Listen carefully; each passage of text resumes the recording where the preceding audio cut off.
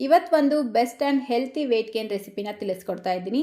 ಈ ರೆಸಿಪಿನ ನೀವು 8 ತಿಂಗಳ ಪಾಪುವಿಂದ ಹಿಡಿದು 3 ವರ್ಷ ಒಳಗಡೆ ಇರುವಂಥ ಎಲ್ಲ ಮಕ್ಕಳಿಗೂ ಮಾಡಿ ತಿನ್ನಿಸ್ಬೋದು. ಇದು ತಿನ್ನೋದಕ್ಕೆ ಟೇಸ್ಟಿಯಾಗಿರೋದ್ರಿಂದ ಮಕ್ಕಳು ಇಷ್ಟಪಟ್ಟು ತಿಂತಾರೆ. ಸೊ ಬನ್ನಿ ಈಗ ಮಾಡೋದು ಯಾವ ರೀತಿ ಅಂತ ನೋಡೋಣ.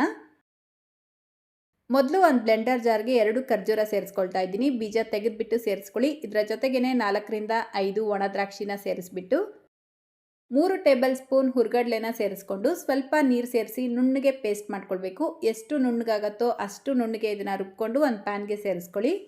ಈಗ 1 ಕಪ್ ನೀರು ಸೇರಿಸ್ಬಿಟ್ಟು ಚೆನ್ನಾಗಿ ಮಿಕ್ಸ್ ಮಾಡ್ಕೊಳ್ಳಿ. ನೀರಿಗೆ ಬದಲಾಗಿ ಹಾಲು ಬೇಕಿದ್ರೂ ಉಪಯೋಗಿಸ್ಬೋದು. 1 ವರ್ಷ ಒಳಗಡೆ ಇರುವಂಥ ಮಕ್ಕಳಿಗೆ ಮಾಡ್ಕೊಡ್ತೀರಾ ಅಂದರೆ ನೀರು ಉಪಯೋಗಿಸ್ಬಿಟ್ಟೆ ಮಾಡಿಕೊಡಿ.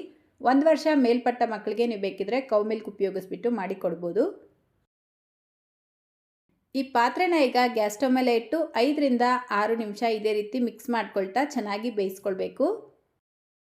ನೋಡಿ 5-6 ನಿಮಿಷಕ್ಕೆ ಇದು ಚೆನ್ನಾಗಿ ಬೆಂದು ಸ್ವಲ್ಪ ಗಟ್ಟಿಯಾಗುತ್ತೆ. ಈ ಸರ್ಲಾಕ್ ಕನ್ಸಿಸ್ಟೆನ್ಸಿ ಬಂದಿದ ತಕ್ಷಣ ಇದಕ್ಕೆ ಚೆನ್ನಾಗಿ ಮ್ಯಾಶ್ ಮಾಡಿರುವಂಥ ಒಂದು ಬಾಳೆಹಣ್ಣ ಸೇರಿಸ್ಕೊಳ್ತಾ ಇದ್ದೀನಿ.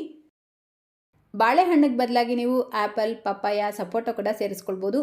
ಬಾಳೆಹಣ್ಣು ಬಿಟ್ಟು ಬೇರೆ ಹಣ್ಣು ಯಾವುದಾದ್ರೂ ಸೇರಿಸ್ಕೊಳ್ತೀರಾ ಅಂದರೆ ಅದನ್ನು ಪೇಸ್ಟ್ ಮಾಡಿಬಿಟ್ಟು ಇದ್ರ ಜೊತೆಗೆ ಸೇರಿಸಿ ಒಂದು 2 ನಿಮಿಷ ಆದರೂ ಬೇಯಿಸ್ಕೊಳ್ಬೇಕು.